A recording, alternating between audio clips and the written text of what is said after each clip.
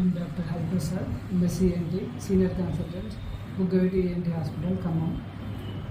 సరే ఈరోజు మనం చెప్పుకోవాల్సిన టాపిక్ వచ్చేసరికి ఎలర్జీ సింటమ్స్ గురించి, ఎలర్జీకి తీసుకోవాల్సిన జాగ్రత్తలు, ఎలర్జీ ఎలా వస్తుంది దాని గురించి చెప్తున్నాను. యాక్చువల్గా ఇంకేంటంటే ముఖ్యంగా పేషెంట్స్ మనకు ఈఎన్టీ డిపార్ట్మెంట్లో ముఖ్యంగా ముక్కు ప్రాబ్లంతో ఎక్కువ వస్తారు, ముక్కు ఎలర్జీతో వస్తూ ఉంటారు.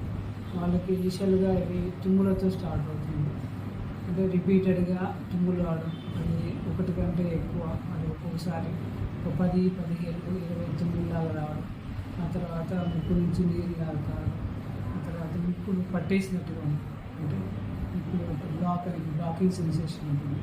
సో దానివల్ల వాళ్ళకి బ్రీతింగ్ ప్రాబ్లం కూడా స్టార్ట్ అవుతుంది. వాళ్ళు ఇనిషియల్గా లోకల్గా ట్రీట్మెంట్ తీసుకొని వాళ్ళు వాడుతూ ఉంటారు.